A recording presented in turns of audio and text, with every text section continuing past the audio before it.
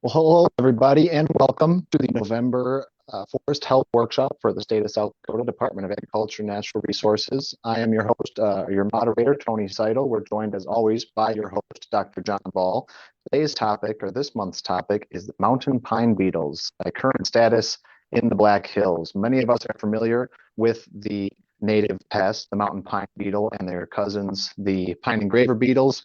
And as we have been in a period of endemic populations throughout the hills, we have certainly been keeping an eye on the populations when they do pop up. And so Dr. Ball thought it be fitting today, as he's worked with his Forest Service counterpart, Kurt Allen, on monitoring these beetle populations, specifically in the northern hills. But he wants to share with us the current status and current best practices for dealing with mountain pine beetles. So we're thrilled you could join us.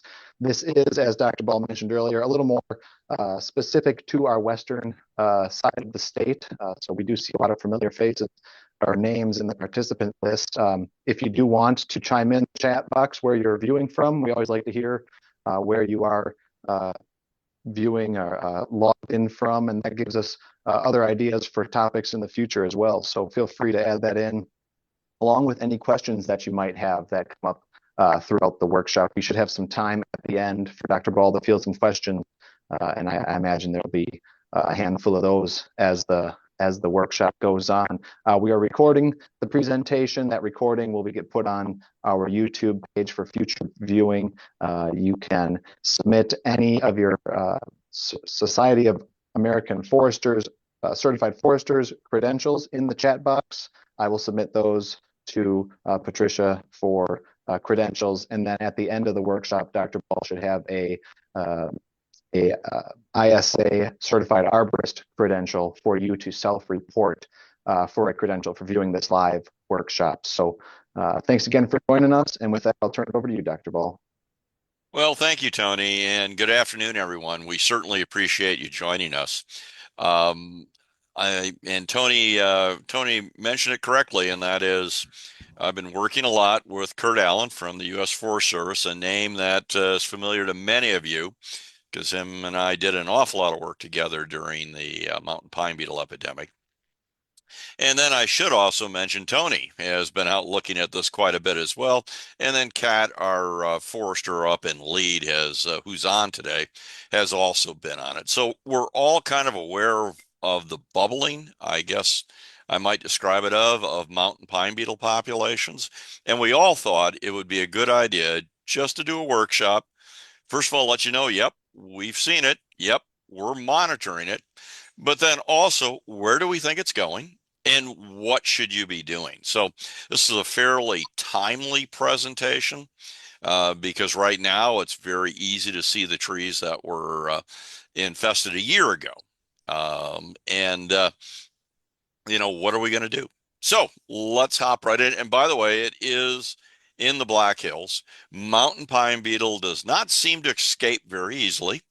Doesn't like North Dakota, doesn't like Eastern South Dakota, doesn't like Minnesota, though they keep looking for it there. And so if you find a beetle anywhere else, it's not the mountain pine beetle. But it's all good information, particularly a lot of you travel out there. So let's get her started.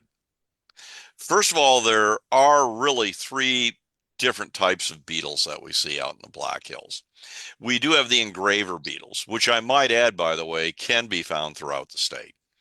But the engraver beetles tend to attack the tops of trees and branches. We also find them in logging slash. They're not a very aggressive beetle. By that, I mean they can't attack a healthy tree. And so they're looking for the trees that are weakened. And in fact, during the epidemic, they would often attack the tops of trees that were being killed by mountain pine beetle. And if we get an ice storm or something like that that weakens the trees, break branches, the following year we end up with a lot of engraver beetles. And as we mentioned in previous broadcasts, that during our drought, and we certainly keep seeing that, these populations can increase, and they also can be tree killers. And that has been discussed in earlier webinars.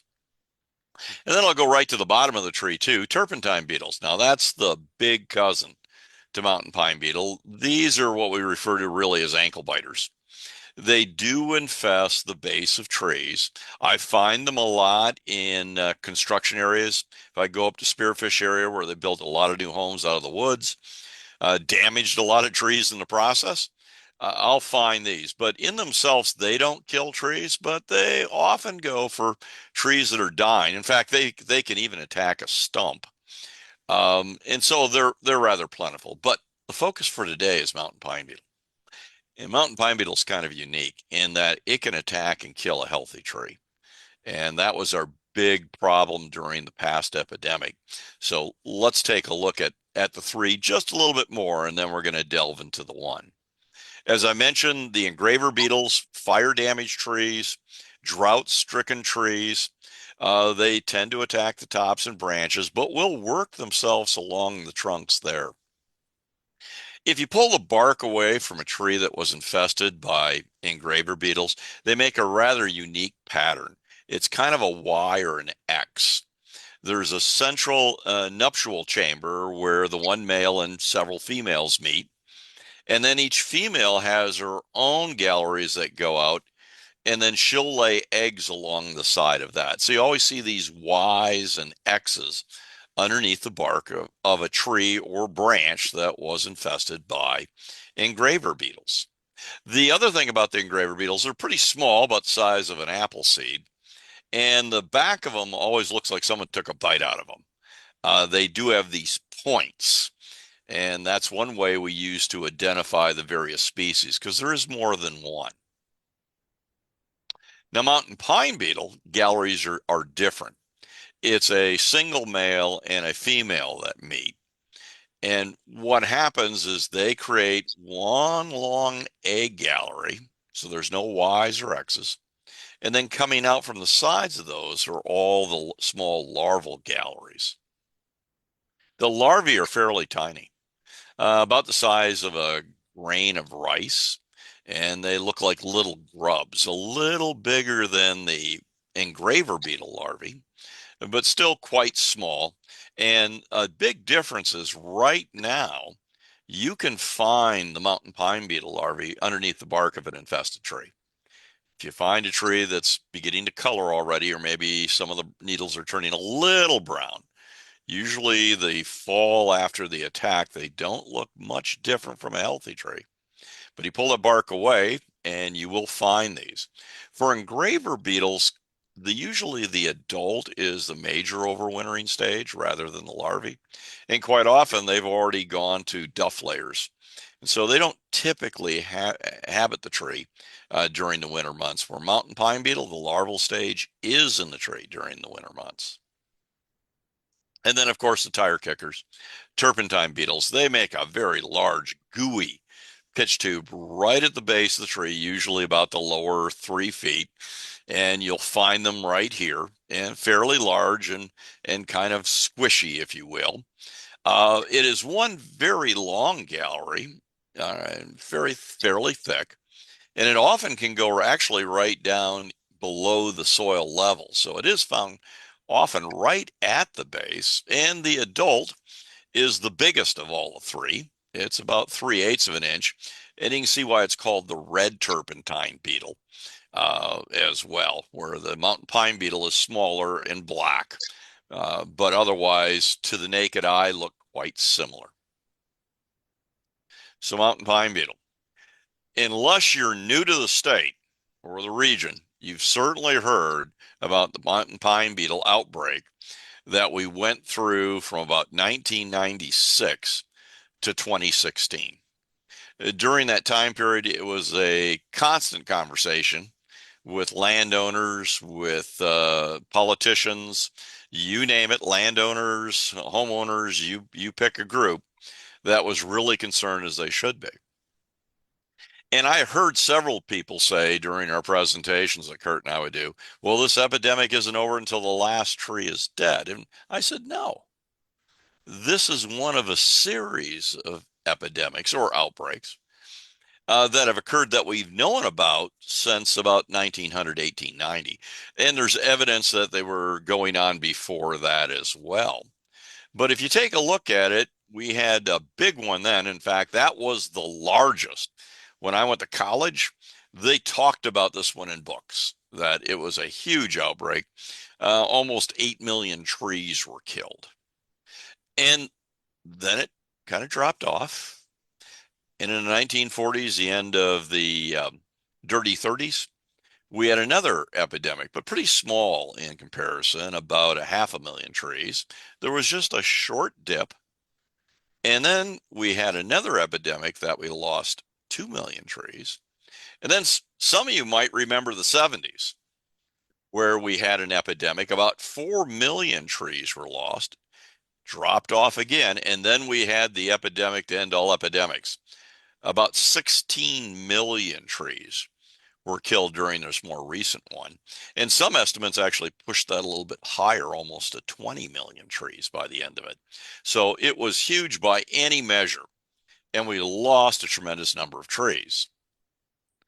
Now, about 30 million trees were killed during the 68 years of outbreaks that we had, and we lost about another half a million in the 67 years that it was endemic populations. And that's, so you can see, most of our mortality occurs during these outbreaks. A problem that we all made was at the end of this epidemic, where it finally wound down in about 2016, too many people said the mountain pine beetle has disappeared. And it didn't. And Kurt and I tried to correct that. That no, no, no, no, the populations are just lower. You walk in the woods, you can still find it. It's just killing a tree here or there. But some people took it to mean it was gone. It was not out in the Black Hills anymore. But it's always here. And periodically, actually on a irregular basis, so it's not periodic, the populations expand, they kill a lot of trees, and then it drops. And if we look at the time between the last epidemic, notice if we start going back to 1985 and looking at tree mortality for thousands, we lost about 42,000 trees. And then notice it kept dropping, except we had a little bump in 1989 down by Bear Mountain, where a population just kind of popped up and then kind of quickly faded. My point of putting this in, we don't have years that we don't lose trees. And so the fact that we're finding it, the fact that we're seeing trees being killed by mountain pine beetle is not unusual. Between epidemics, we don't lose a lot of them, but we do lose them. And the problem is, since they attack trees in pockets, you could be one of those landowners to say, what are you talking about? I'm losing quite a few trees. Yes, you are, but not usually your surrounding neighbors, and certainly not people down the road. But it is going to pop up here and there. So is it a concern? Absolutely. As a landowner, you want to know what's going on and what to do about it, because some of you will. But at a landscape level, we're not seeing everything lining up at this time. But yes, in fact, the best place to look for mountain pine beetle right now is Spearfish Canyon. If you're driving through and look up on those slopes, you will see these pockets of trees that were killed by mountain pine beetle. And if you walk up to those pockets, believe me, it's quite a walk, you can see some other little pockets appearing throughout. They're somewhat scattered still. We're not getting them coalescing. But nevertheless, in the northern hills and on some private property, mountain pine beetle populations are beginning to expand to the point they are rather noticeable. Now, Kat has gone out and looked at these. Tony has gone out and looked at them as well. Myself, Kurt Allen, we've done surveys to take a look at the population, whether it's increasing, staying stationary, or decreasing. Right now, I can say in pockets, we do have an increasing population, hence the need to have this chat. But to start out with, let's just go quickly over the 4 different levels that we see. First of all, the stages or levels of mountain pine beetle outbreaks. Well, the first is endemic. Endemics where tree mortality is less than 1 tree per acre or 1 tree per 5 acres per year. And we're using definitions that have been provided by others in the past. And so we're always going to find trees here or there that were attacked and killed.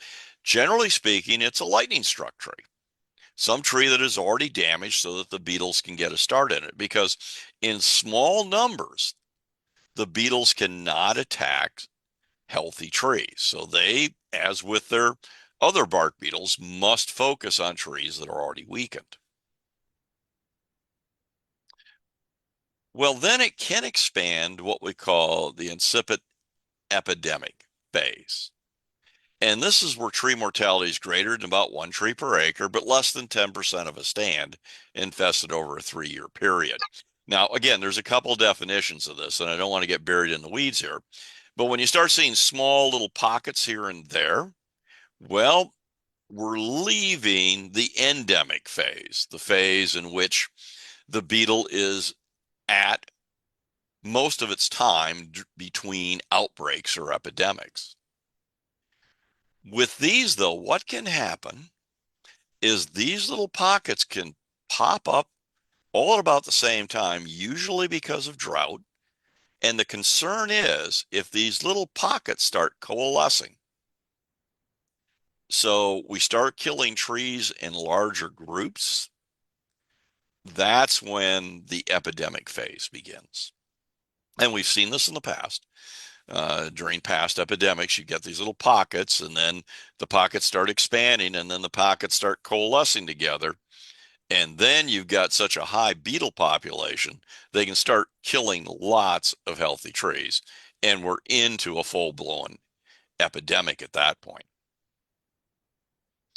Now, with this, we're going to see it expand for quite some time. All right, not currently, but in the past. And then finally, we get a post-epidemic phase.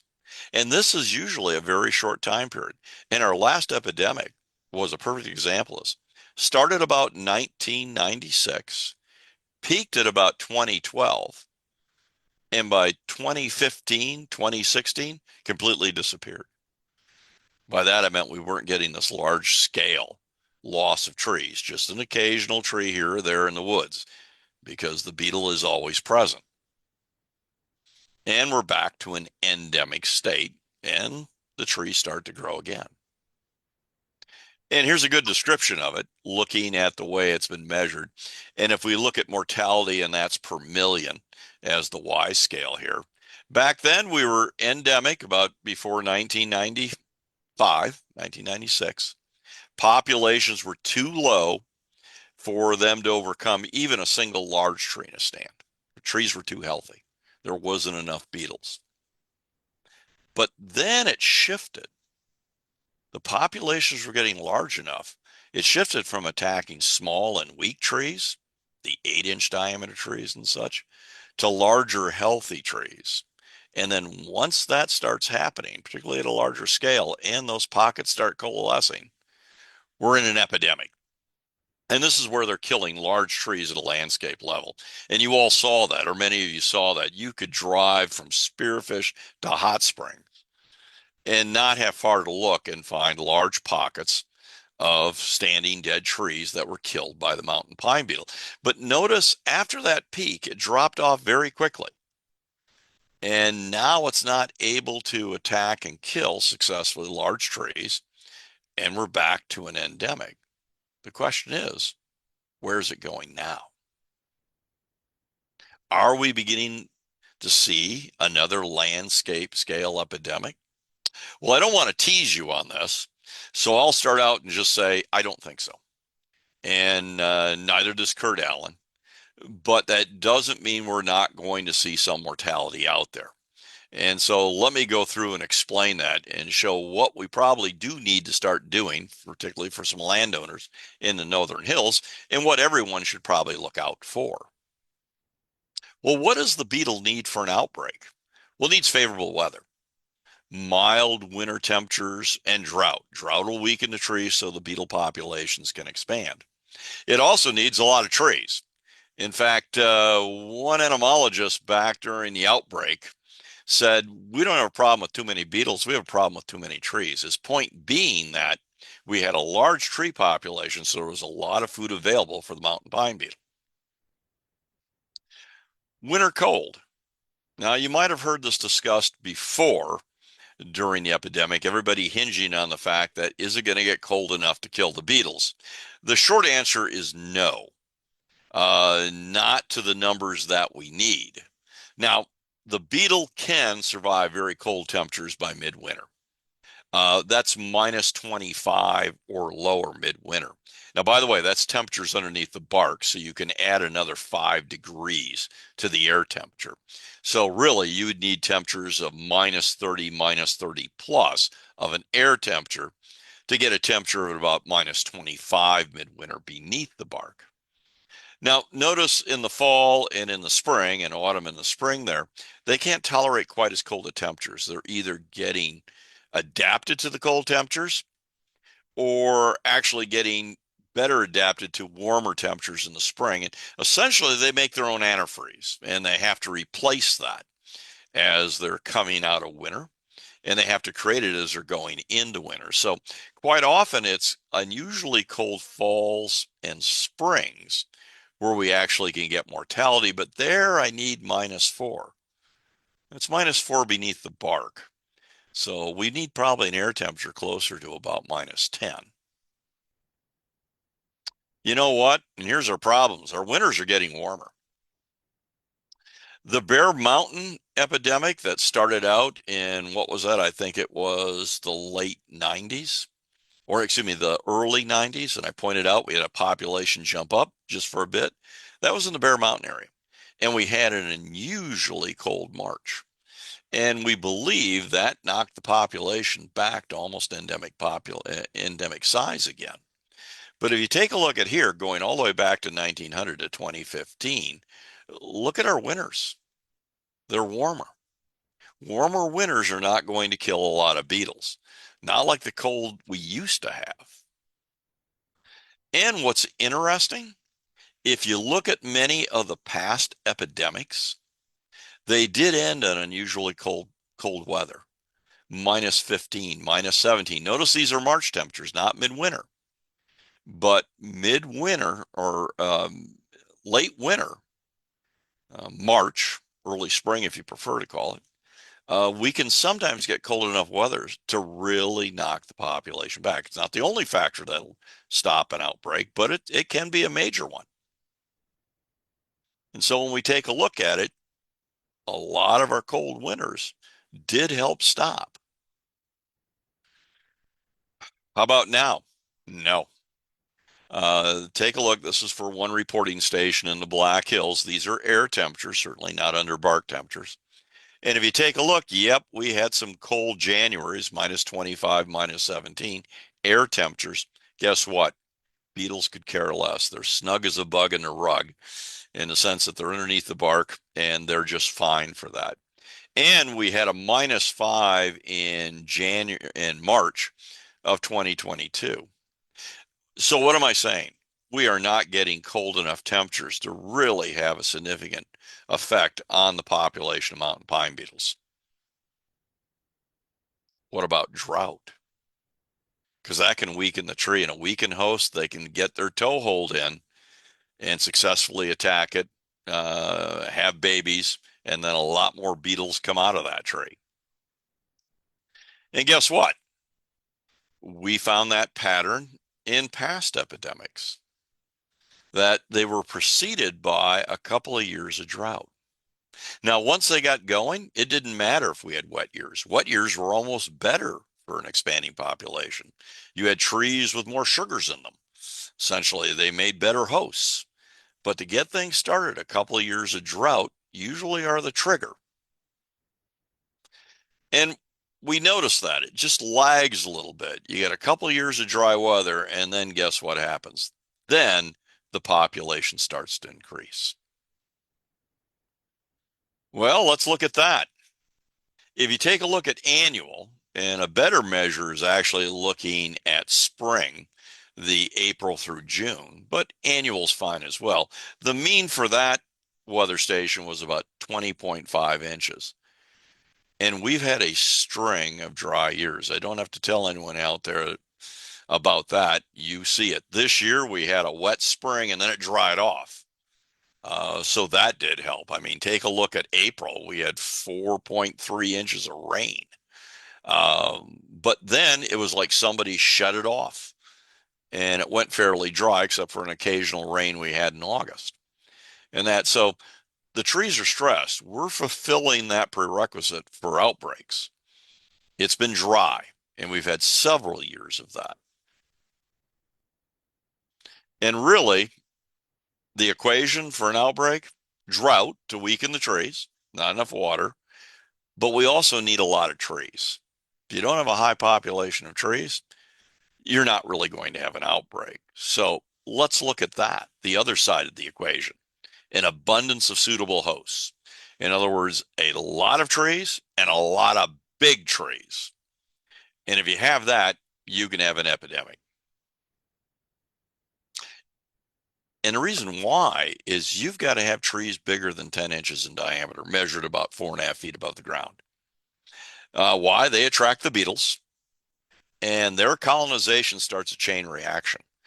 Smaller trees can be attacked, but they can't sustain an outbreak. In fact, I said during the outbreak, the last one, that if all our trees were 8 inches in diameter smaller, we wouldn't even be talking about it. Why? The same number of beetles that go into the tree, the adults to lay eggs, are the same number of beetles that come out the next year because they aren't large enough that you have large broods, have excellent survival, and you're producing a lot of insects. But you get a 14-inch diameter tree, look at that. 3 times the net production of beetles. And you get to 16 or 18-inch diameter trees, we used to call those the motherships. You get a lot more beetles coming out of it that went into it. So you see the pattern. If I have a drought, so I've weakened the trees enough that a small number of us can attack it. And if we're in a large diameter tree, we can have a lot of young. And so we're rapidly increasing the population. And if we have a little more drought, they can disperse, attack more weakened trees, survive, and their populations expand. And then the population gets large enough, it doesn't matter if it's a weakened tree or not. They have the mass, the number of beetles that they can attack and kill a healthy pine tree. And then once that happens, you've got the outbreak just exploding, which is what we saw in the early 2000s. And look at this. An 11-inch tree is killed by about, 500 to 1,000 beetles? 15-inch tree by 1,500 to 3,000. It takes a lot to bring these down. Well, if you hike up in the northern hills and go back to some of those pockets you can see where the needles are turning yellow, you're going to see some large diameter trees. And we're seeing some of those trees being successfully killed by the beetles. So in some areas, while we're seeing the drought throughout the hills, in some areas we have a high enough density of large diameter trees that the population can start expanding in. Now, in a lot of these areas, we're talking about slopes that you couldn't log. And so those are areas that were not thinned, were not managed. It was just not economical to do so. But in those, we have trees that fit the requirements to allow for an expanding population of beetles. And I mean, there are some big ones out there still. Now, the other thing you'll still notice, though, is the population isn't quite big enough to go after healthy trees yet in many cases. Here was a tree that you can see it was attacked. Look at all those blobs of pitch. What the pitch is, as the beetles are trying to burrow into the tree, the pitch is trying to push them out or suffocate them and kill them. If you get large globs of white gooey pitch, those tend to be pitch outs. In other words, the beetle tried to go in, was unsuccessful, and was pushed out or literally suffocated in the glob of pitch. You pull the pitch apart, you will find the beetle. You might see almost in the center where there's a tube where it was trying to get in, but it wasn't successful. Now, if you get a lot of beetles attacking it, yeah, but this isn't a lot of beetles yet. We're not into the hundreds or thousands in that attack over a short time period. And so it's fairly common, particularly in some of these areas where you'll find some dead trees, but you'll look around and there's other big trees that, you know what, the beetles weren't successful, so they weren't able to build the population. And you can find the beetles stuck right in them. So what's our beetle checklist for an outbreak? Need a drought. Got it. Mild winters? Got it. Big trees? Yes. Lots of them? Question mark.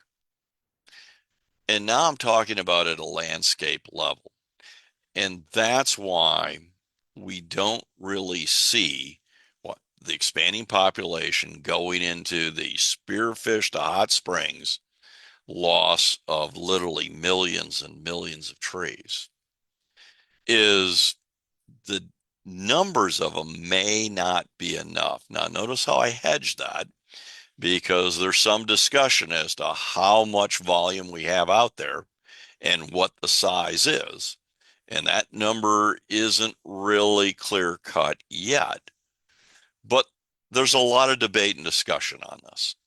It's not like before the last epidemic where we had incredibly dense stands of large trees. Mountain pine beetle took out a lot of those. And then, of course, logging took out a number of them as well, just to try to get ahead of it. And guess what? Epidemic ended. But we don't quite have the volume to really push it over a large area. But talk about regional, certainly. We're going to see some. If you're one of those landowners, you're going to see some issues.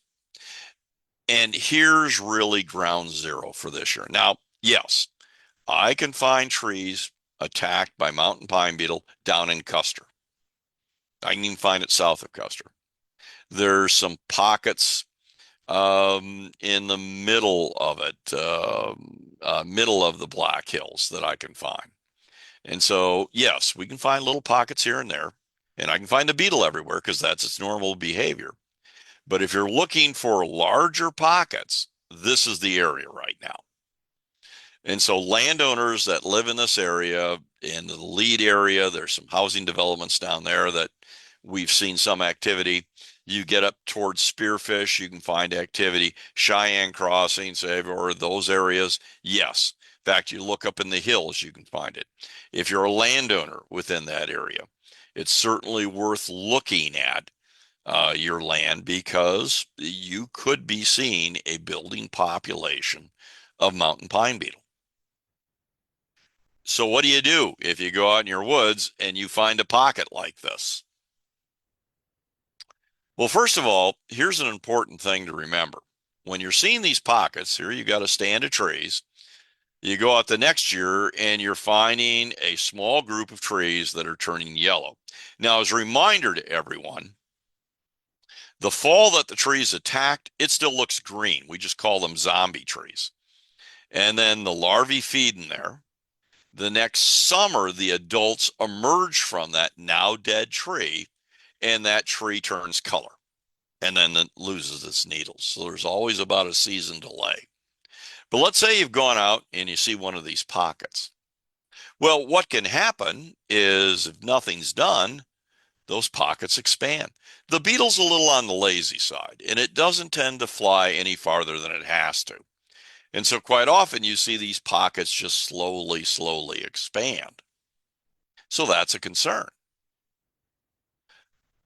But, and we learned this during the last epidemic, and we're seeing it currently in the northern hills. If the pockets are less than 20 trees, you go out and you find a pocket, and it's about 20 trees or 10 trees or 15, the beetles often disperse. They don't expand. Now, certainly some of them do, okay, but not even the majority. And so is there a need to run out there and cut all those little pockets of infested trees? If you've got a market for them, absolutely. If they're currently infested, harvesting them, hauling them off the site reduces the number of beetles. But what I'm saying is, in many cases, if you do nothing, it doesn't expand. Okay. Now, If they start getting a little bit bigger, then work is needed. You got to get in there and start cutting down the currently infested trees.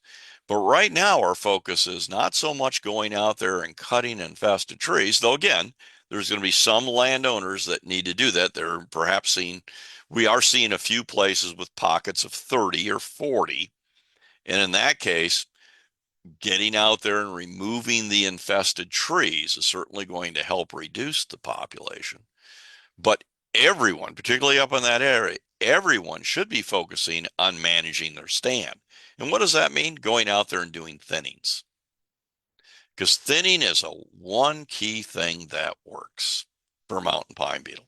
And it's a management tool. It's not something as an emergency panic button. It's something we should be doing all the time, is managing our forest to achieve a certain density as the trees get larger. Because one of the things we found is that that can have a major impact on mountain pine beetle populations and tree mortality, getting out there and thinning. But why does it work? It's different from what we thought. It used to be, well, the idea of thinning the trees and opening up the stand is now you've got more resources for fewer trees, so those trees are healthier. But what have I mentioned already? When you've got large populations of mountain pine beetle, it really doesn't matter if the trees are healthy or not. So one of the major benefits of thinning is not just making the trees healthy. It certainly can do that. But really, how does it affect the beetle and the beetle behavior? So when we're going out and thinning, opening up the forest like this, it changes the microenvironment and it's less favorable for mountain pine beetle. And what it does is it negatively influences their communication. Yes, indeed, they talk to each other. That's how they bring them all in to attack a certain tree. Hey, everybody, let's all attack this tree today. Kind of their flash mob, if you will. And it affects their dispersal because they all have to attack a tree within about 4 or 5 days. So, I mean, it's a flash mob. Everybody come here, this tree now. And if they all attack it in a very short time period, they can overcome this defense. Well, the first thing, mountain pine beetle's not a fast flyer. It's a good flyer, but its average flight speed is about 1.3 miles per hour. Uh, it tops out just under 4 miles. You can outwalk a mountain pine beetle. All right. And you know what happens is when you get a wind, and that's not much of a wind at 6, 7 miles an hour, is it? It's not really flying as much anymore. Now it's surfing, kind of being carried by the wind rather than navigating through it. And so what happens is if you have an open stand like this, well, you're going to get more thermals, right? If I walk through an open stand there, the sun actually gets all the way down to the ground and it feels warm as opposed to a dense canopy. When you start getting these, you start developing thermals. And guess what? It can carry the beetles fairly high up in the air. Um, and in fact, if you get that heating, they're going to surf these drafts. And by surfing, what do? They fold their wings, drop, open the wings, go up, fold the wings, drop, open the wings, and go up. And so they're not really flying, they're kind of surfing their way. And it's kind of a random where they end up then. But long distance dispersal, where you have a pocket here and the next pocket's miles away, which does happen. It's a fairly small number, but they can be carried downwind 18 to 62 miles. And, they can go a little farther than that. There was population that came out of Colorado that ended up in Nebraska, and there weren't a lot of trees there. And some of that's what we're seeing now. Literally, you can find a pocket of infested trees, and they didn't expand. The beetles just disappeared. They weren't killed by the trees, but they left and they dispersed. And now there's a pocket somewhere else. The other thing thinning can do is it can change that communication. What you typically have is the beetle is producing a chemical signal, a pheromone we call it, to attract other beetles to the tree. The pioneer beetles, first ones there.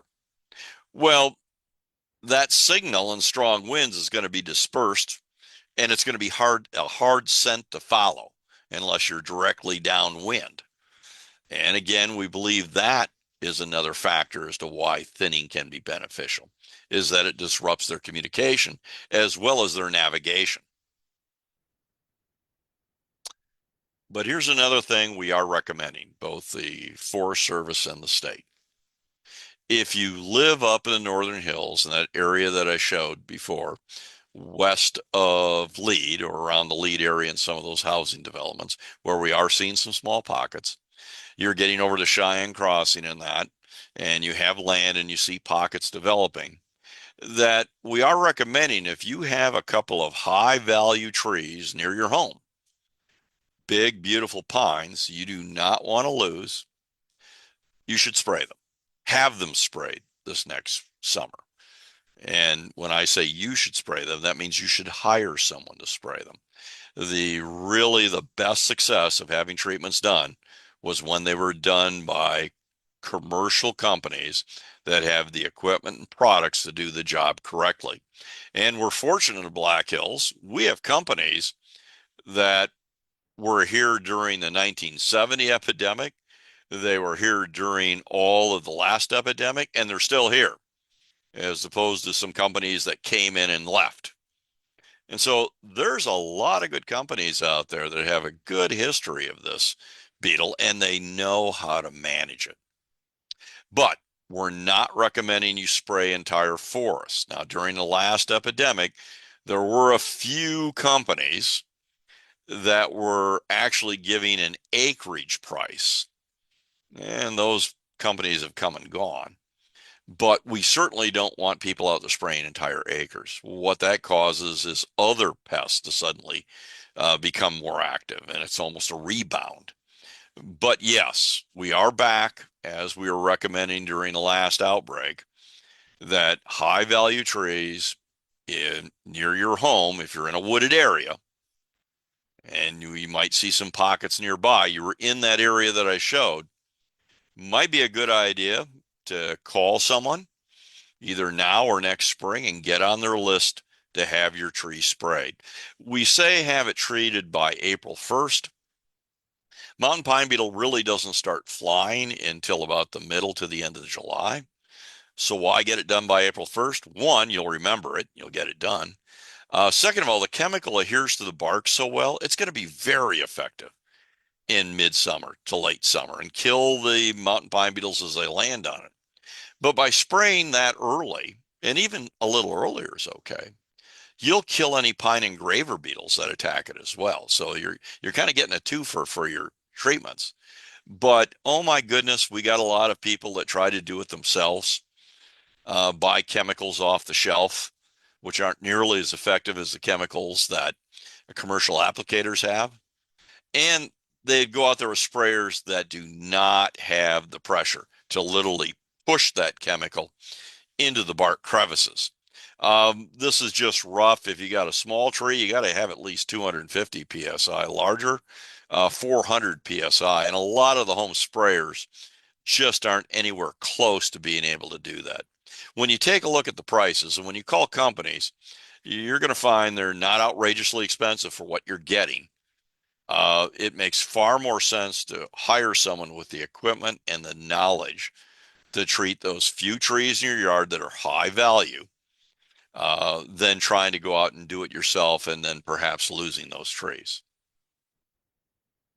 Will anything else influence outbreaks, just as we're kind of closing with the lecture here? Yeah, not anything that you can manage, but you know what? We did find that, yes, the population of insects that feed on mountain pine beetle did increase during the last outbreak. No surprise. Now they had a more of a food source. It didn't really affect the outbreak, though. One of the factors we think did affect the outbreak was competition. Sawyer beetle populations increased. Now, by the way, it took about a decade for that to happen. But in the beginning, Kurt and I would go out and you'd find a tree hit by mountain pine beetle, and a year later, after the tree's dead, it'd be attacked by Sawyer beetles. Towards the peak of the epidemic, Sawyer beetles were attacking the trees days after mountain pine beetle did, and they can eat through the tree faster. And so we think that was a real dampening factor on the epidemic, was not natural enemies feeding a mountain pine beetle, but competition for that food source. But I want to really end with this slide for a couple of reasons. First of all, as a reminder, outbreaks are preceded by a couple of years of drought. We are having that.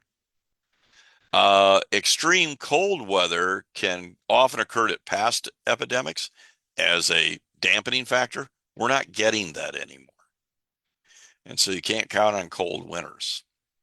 Really, how do we manage epidemics? A reduction in suitable material. Large diameter trees. It doesn't mean we cut them all down. But if you have dense stands, all right, then we have the outbreak occurring. And I took this picture because there's the trees that survived the mountain pine beetle in a stand that was hit. And now it's coming up, all those small seedlings and saplings. That's the beginning of the next epidemic. And there's a lot of land, particularly in the northern hills, that wasn't highly impacted by mountain pine beetle in places. Okay. And those trees that were there have gotten bigger.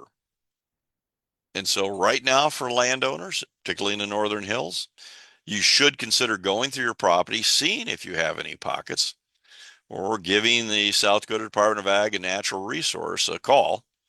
And one of their foresters can come out, might be Cap, might be Tony, might even be me, and take a look at the land for you, and then take a look at, well, based on what we're finding and what's on the neighbors, what might you do to start managing that? And really the focus right now would be, if it's a good time to thin, in other words, you've got stands with sufficient density and size that it's economical for you to do so, might not be a bad idea to consider that. And again, if you have those high value trees next to your home that really make it a perfect setting, we're now back to recommending in the northern hills that those trees be treated for mountain pine beetle. Now, I said for mountain pine beetle because we have a lot of areas of the hills that are still underneath a drought. And so we have people that are spraying their high value trees in other areas, for example, even down to Hot Springs, that are spraying their trees to keep the engraver beetles from killing and that. So there's more than one insect to treat. So thanks for watching this and paying attention. I do like to finish with adequate time for questions. For everyone here watching this live presentation for their International Society Certified Arborist credits, please make sure on your self-reporting form you title this Mountain Pine Beetle Workshop, because ISA looks very closely at the name. And then also what it would be DS for the Dakotas chapter, 20 for the year, and -021. This is our 21st CU offering for the year. So thanks for watching this. We may have some questions here. I'll turn things back to Tony on this. As he says, he'll be posting it. You're probably going to see in the hills, you're going to see some mountain pine beetle workshops, probably this spring with Kurt and I and perhaps some others, reminding people that yes, mountain pine beetle populations do occur, do build a little here and there during endemics. And if you're in the northern hills, you're in one of those bubbling pots. And it would be a wise idea to manage your forest for mountain pine beetle, but not panic. And also to begin treating those high value trees. And if you're in some of those developments that we've seen mountain pine beetle in by the lead area, that's certainly a good area to also treat. So with that, Tony, I will turn it back to you if there's any questions. Thanks, Dr. Ball. We do have a few questions in the chat. I will add, along with those workshops that we anticipate coming down the road, we are also working on getting some informational mailers out for technical assistance purposes to that general area. So if you are a landowner in that area, keep an eye in your mailbox for more information in the coming weeks or months here. So our first question from Jared, he's curious, do mountain pine beetle attack all pine trees? And there was a response saying that someone has seen them in spruce trees. Could you elaborate on that? Certainly. And yes, they will attack all pines, but their best success is in ponderosa pine, and in limber pine, and in lodgepole pine. And we have all three of those trees native to the Black Hills, though lodgepole and limber are actually fairly small populations. Um, in urban areas that are wooded urban areas, they will attack even Scots pines, but the Scots pines usually survive the attacks. And yes, we get some that are poorer at tree ID than my students and will attack spruce. Now, the good thing is they can't complete their development in spruce. And so if they attack a spruce, it's kind of like the Roach Motel. They go in and don't come out. And I might add, we do have a few other insects out there that attack spruce and will make a pitch tube. But no, we're not like Colorado, where we have a major infestation of spruce beetle that they see out there, killing spruce as readily as mountain pine beetle kills pine. But yes, I've seen some nearsighted beetles attach spruce, and you can see the big globs of pitch on them. Well, but it's no real concern. They're nearsighted. They're not going to survive. Our next question comes from Anonymous, but please correct me if I'm assuming wrong here, Anonymous. What about mitigation? Are we still using plastic to cover our slash? So I'm assuming this Oh, is related to slash disposal. excellent question. And if we're talking about mountain pine beetle, and I'm sorry, let me check that. Was he talking about mountain pine beetle or ips? Doesn't say specifically. Okay, because there'll be a difference for everybody. Solar treatments for mountain pine beetle were used during the last outbreak and are one of the recommended means of managing. And what you do there is you would cut the trunks of infested trees and let them dry out. You cut them in the fall, let them dry out, so you reduce the number of beetles that come out the following summer. One way to really kill a lot of beetles is put those logs in an area and cover them in plastic. And the purpose of the plastic is it heats up the wood. We get a lot of pathogens, fungi developing in that, and you have very few beetles emerging. We're not quite there yet in terms of beetle populations. Notice what I mentioned earlier is we're still at a phase where quite often the beetles disperse rather than the population expands. So if you've got a little pocket of 10 trees, that's not a critical need. If you've got pockets of 40 trees, yes, sanitation can be beneficial. Now, for ips, and remember, ips will attack slash, but during the winter, they may be in a slash pile, but they're not necessarily in the slash itself. They quite often live in the duff layer in that.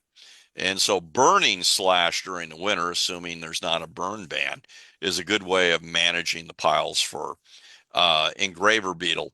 But since mountain pine beetle attacks wood that is at least 5 inches in diameter or larger, there we're dealing more with logs and covering those with plastic. Cutting them in the fall, covering them with plastic can be a means of killing the beetles so they do not emerge. Great. Rex asked about if there was a list of contractors that we have available, and so I did put, excuse me, a link in our chat box there from our state website that has links to contractors throughout the hills. You can look specifically by county, I believe. So feel free to check that out, Rex, and any other landowners in the Northern Hills there for qualified contractors. Our next question comes from John in Custer. He's got a two-parter. One, are there any natural predators that are not harmful to the Black Hills environment that could be attracted to help attack pine beetle populations? And two, is there any tree root treatments, like soil nutrition treatments, that could support a tree's natural defenses against the beetle? All right. Both excellent questions. I'll tackle the first one here. And that is natural enemies. We certainly have the natural enemies here already. And they're fairly good at helping maintain a low population. But once that population expands because they've got more hosts to attack, they have very little influence on it. We saw that in the past epidemic. Previous ones, they've seen it as well. I mean, woodpeckers will even attack them. But unfortunately, the beetle populations build up faster than their natural enemies. Like I said, we saw that the competition was actually better. Nor is there anything we can bring into the hills that is a, let's say, a super predator or super parasitoid that will help us out. The next is, can we do anything to improve the tree's defenses? Because you're right, that's a big thing. If we can keep sap flow, that sap pressure higher. And that, well, there's not a lot. There are no products that can be put in the soil that have good research backing it. Now, notice my phrasing. We had a number of companies come into the hills during the last epidemic and specifically asked, would you help us set up a study? And we certainly did. And we didn't find any that worked. And so I won't tell you there's not products out there, but I will tell you you're not going to find a lot of science that supports them. And hopefully we're not going to get back into that. Now, again, notice I'm doing a holdout there. If something comes along and does work, it'd be fantastic. So I'm not against the concept. I'm just saying the products that have been promoted so far have not actually done what they say they can do. Oh, and then let me add one other thing, Tony, and that is, again, people, as it starts to bubble up, we're probably going to see applicators out there. And my recommendation right now is, hey, we've got a lot of companies that have always been out here in the Black Hills. Take a look at the list. They know exactly what to do. It's not their first time to the rodeo. They've dealt with us before. So give them a call and give them a chance to earn your business. Okay. What's next? Perfect. I'll also just mention that our forest stewardship foresters have chimed in to remind me to mention that most counties do have financial assistance programs for thinning work. So if you are a landowner interested in actively managing your forest to help mitigate from mountain pine beetles, there is cost share opportunity out there for many of our conservation districts, our counties, including Lawrence County up there in the Northern Hills. The last question I seem to see here from Paul down in Custer as well. He had a big wet snowstorm earlier this year with high winds. They lost hundreds of trees, 300 plus trees on his property, and likely thousands of trees on the neighboring national forest. And those national forest trees, he says, are essentially left alone on the national forest. What could he expect, or should he expect, with potential beetle damage or beetle populations, if any?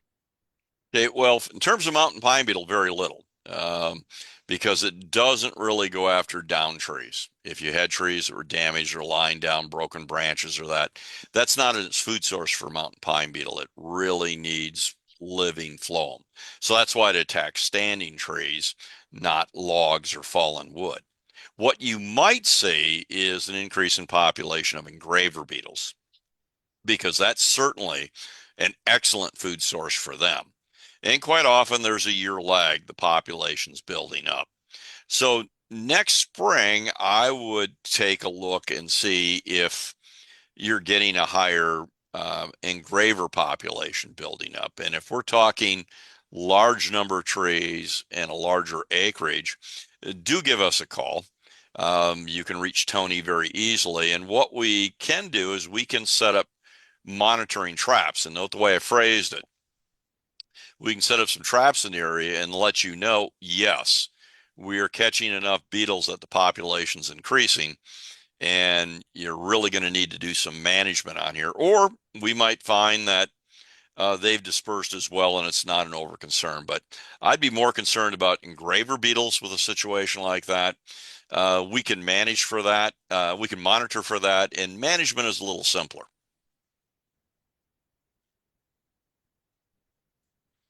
Well, great. I think that wraps it up. We have 1 o'clock here, Mountain Time on the nose. So thank you everybody for your attention, your participation. I saw over 90 people on the call again today. So That's impressive. quite impressive. Absolutely.